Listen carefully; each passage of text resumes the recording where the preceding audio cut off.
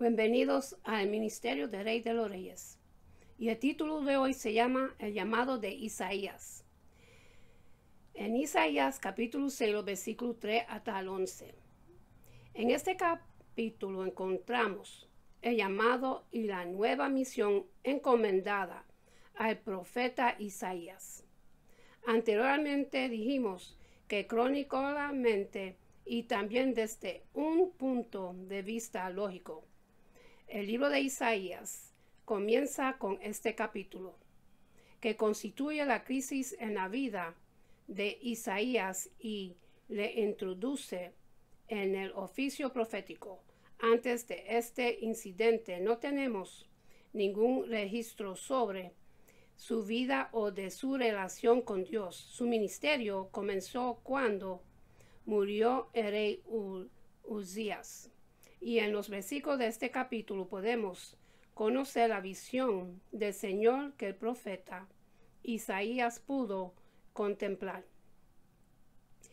Isaías comenzó este capítulo con una nota triste, llevándonos al funeral del rey Uzías.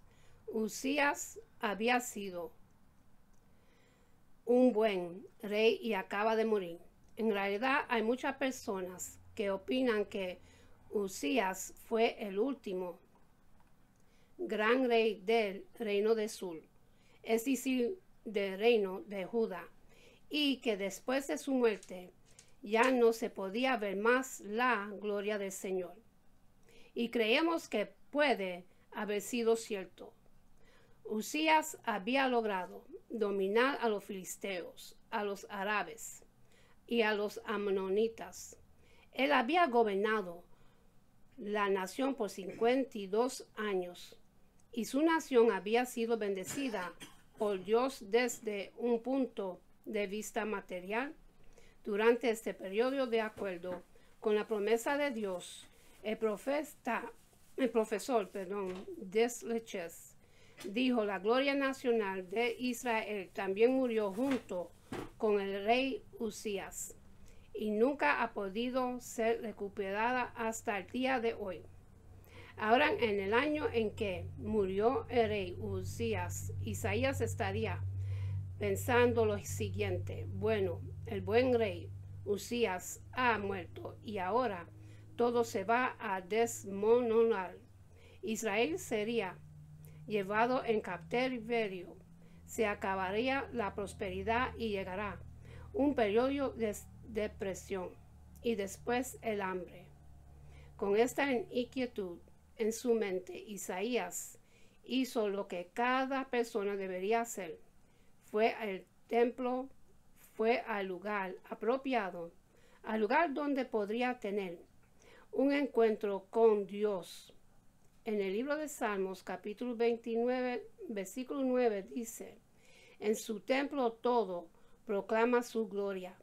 En el templo de Dios, Isaías descubrió que el verdadero rey de la nación no está muerto y dijo: vi yo al Señor sentando sobre un trono alto y sublime, y la ola de su manto llenaba el templo. O sea que Dios estaba en su trono. En el versículo 3 leemos: y él uno al otro daba voces diciendo: santo, santo, santo, Señor de los ejércitos, toda la tierra está llena de su gloria.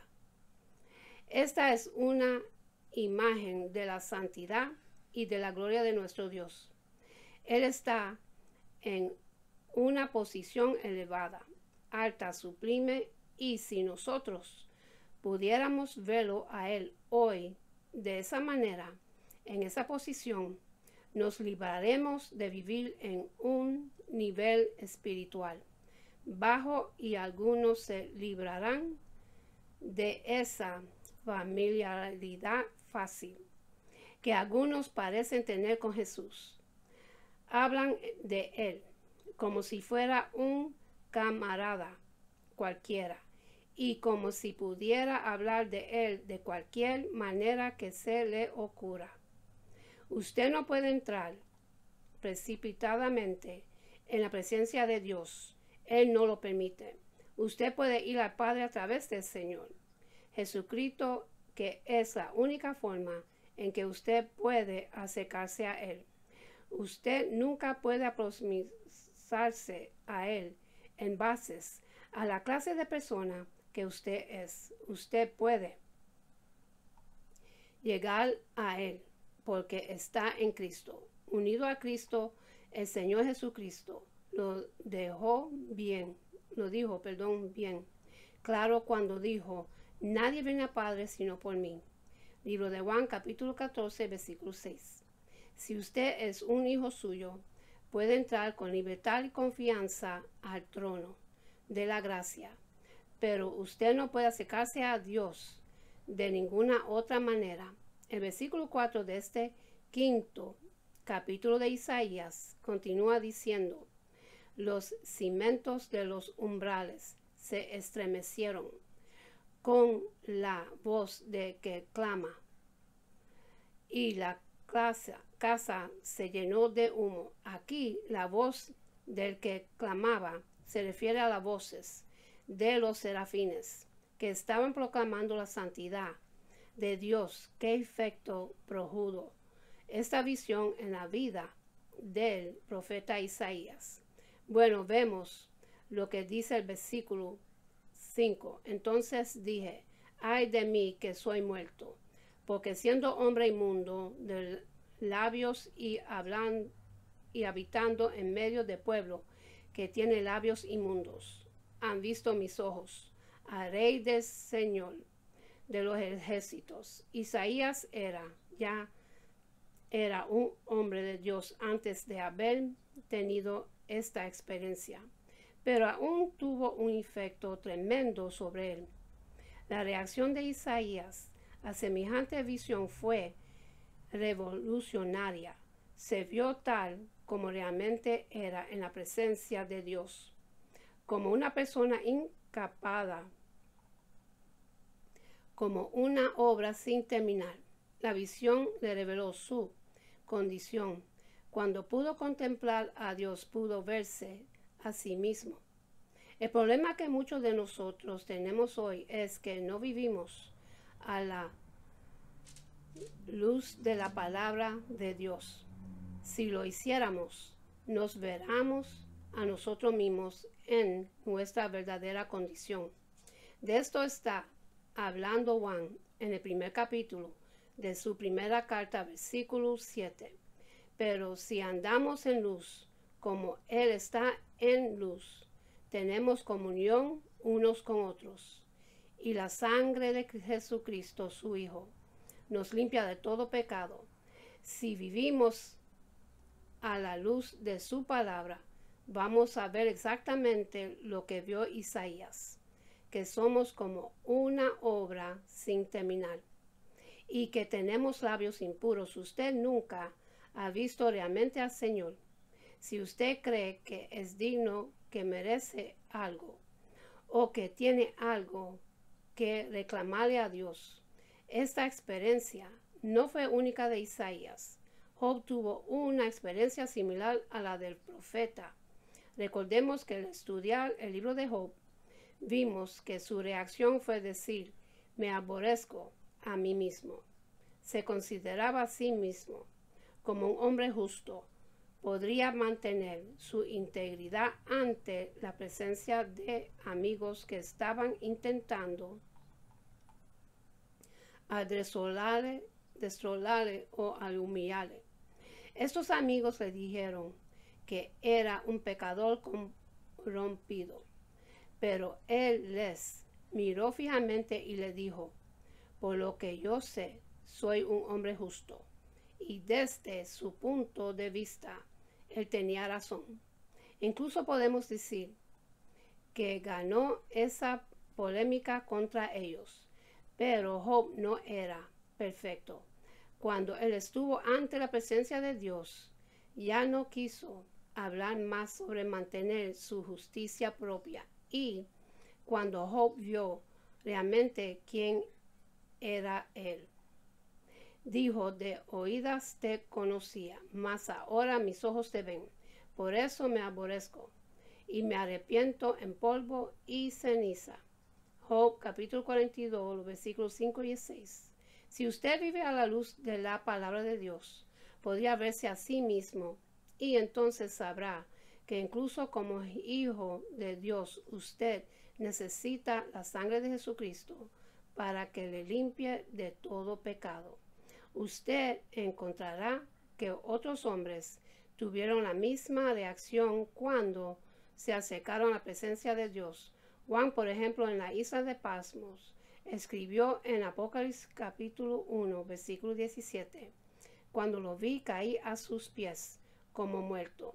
Y cuando el profeta Daniel vio al Señor, dijo en su libro, capítulo 10, versículo 8, quedé pues yo solo ante esta gran visión, pero no quedaron fuerzas en mí, antes bien mis fuerzas se cambiaron en desfallecimiento, pues me abandonaron totalmente. Y recordemos también a Saulo de Tarso, que se convertiría en apóstol Pablo. Después que Pablo se encontró con el Señor, no se vio más como un fariseo, con su propia justicia, sino como un pecador perdido, que necesitaba la salvación, y entonces pudo decir en Filipenses capítulo 3, versículo 7, pero cuántas cosas eran para mi ganancia, las he estimado como perdida por amor de Cristo. Y así él vio su necesidad de Jesucristo. Se nos dice aquí en el versículo 6, y volvió así a mí uno de los serafines, trayendo en su mano un carbón encendido, tomado del altar con unas tenazas. Ahora el detalle interesante para observar aquí es que el carbón encendido fue tomado del altar en el cual el pecado había sido tratado. En el próximo capítulo veremos que se menciona la predicación del nacimiento virginal de Cristo, pero debemos destacar que no es la encarnación de Cristo la que nos salva, sino la muerte sobre la cruz. Por esta razón Isaías aquí necesitaba ese carbón encendido tomado del altar, y ese altar es un símbolo de la muerte de Cristo. Ese carbón encendido representa la sangre purificadora de Cristo, que continúa limpiándonos de todo pecado. Qué imagen tremenda de la redención y de sus efectos en esta vida y en la vida eterna. Ahora versículo 7 dice, tocando con él sobre mi boca, dijo, he aquí que esto toca tus labios, y es quitada tu culpa y limpio tu pecado. Isaías era un hombre de labios impuros, y por supuesto, la condición para la limpieza es la confesión. El apóstol Juan dijo en su primera epístola, capítulo 1, versículo 9, si confesamos nuestros pecados, Él es fiel y justo para perdonar nuestros pecados y limpiarnos de toda maldad. Por tanto, creemos que ese carbón encendido que tenemos aquí en Isaías no es simbólico de ningún otro, sino del mismo Señor Jesucristo. Él fue aquel que estaba en un trono alto y sublime, y fue el mismo que fue levantado sobre una cruz. Era absolutamente esencial que Él fuera levantado porque Él descendió a esta tierra y se convirtió en uno de nosotros para poder llegar a ser el Cordero de Dios, que quita pecado del mundo. Juan capítulo 1, versículo 29. Así fue que los labios de este hombre fueron limpiados. Interpretamos que este acto de colocar un carbón encendido en sus labios fue simplemente una manifestación externa de lo que había sucedido en el interior de aquel hombre, ya que es lo que procede del corazón de una persona, lo que le sale a través de sus labios. Y cuando sus labios son limpiados, significa que el corazón también es limpiado. Isaías dijo aquí que él se sentía como un hombre muerto. Y en el Nuevo Testamento hubo un hombre que también se sentía incapacitado, como una obra sin terminar. Su nombre era Pablo. Y él clamó en el capítulo 7, versículo 24 de su epístola a los romanos: miserable de mí, ¿quién me librará de este cuerpo de muerte? Cuando Pablo pronunció estas palabras, no era un pecador perdido, sino un santo de Dios, aprendiendo la lección de Dios, que necesitaba vivir controlando por el Espíritu, porque no podía vivir para Dios por sí mismo, es decir, por sus propias fuerzas. El vivir para Dios solo puede ser logrado por medio de la gracia divina. La responsabilidad del hombre es confesar su pecaminosidad y incapacidad para agradarle a Dios. Por lo tanto, necesitamos tener la redención de Cristo aplicada a nuestras vidas una y otra vez sucesivamente a lo largo de nuestra vida. El apóstol Pablo lo expresó cuando le escribió a ese joven predicador Timoteo en su segunda epístola a Timoteo, capítulo 2 y versículo 21, donde él dijo: así que si alguno se limpia de estas cosas, sería instrumento para honra, santificado, útil al Señor y dispuesto para toda buena obra. Bien, volviendo a Isaías, observamos que después que sus labios fueron limpiados, purificados, ocurrió algo.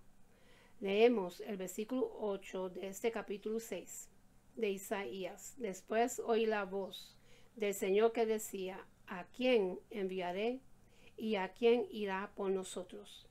Entonces respondí yo: heme aquí, envíame a mí. Aquí tenemos otro detalle interesante. Hasta este momento Isaías nunca había escuchado el llamado de Dios. Opinamos que muchos de los creyentes nunca han sentido el llamado de hacer cualquier cosa para Dios, porque nunca han sido limpiados. Como cristianos nunca han sentido esta gran necesidad. Dios no va a utilizar un vaso impuro. De eso podemos estar seguros. Y con esto termino, mis hermanos, y para los que quieren recibir a Jesucristo en su corazón, repiten conmigo la oración de salvación. Y empieza así: para que su nombre esté escrito en el libro de la vida y para que tú puedas vivir toda eternidad con Jesucristo. Jesús, tú eres mi Señor y Salvador. Creo que muriste por mis pecados y se levantó de los muertos. Lléname con tu Espíritu Santo. Gracias, Padre, por salvarme. En el nombre de Jesús. Amén. Y también le voy a hacer una oración que es de bendición. Que Jehová de los ejércitos, Padre celestial en los cielos, se lo envió a Moisés y a Aarón. Esta es una oración y a la vez una promesa de Dios.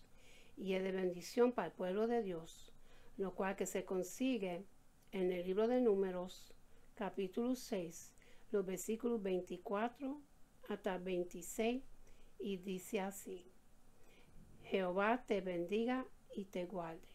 Jehová haga resplandecer su rostro sobre ti y tenga de ti misericordia. Jehová hace sobre ti tu rostro y ponga en ti paz. Mis hermanos, tenemos que buscar más de Dios, porque todo lo que está escrito en su santa palabra está sucediendo hoy en día. Todo lo que sale en las noticias, todos los terremotos, todos los tsunamis, todos los huracanes y todas las plagas están sucediendo hoy en día. Tenemos que rendirnos y buscar más de Dios, porque Cristo viene pronto. y también hay rumores de guerra, como dice en su palabra. Tenemos que estar alerta y pendiente y reguindando en buscarnos más de Dios y perdonarnos uno al otro para poder recibir la bendición de Dios y pedirle perdón a Dios por nuestros pecados, porque siempre cometemos pecados y no somos perfectos. Tenemos que buscar de Dios y reguindando de Él y escudriñar su palabra. Su palabra tiene poder.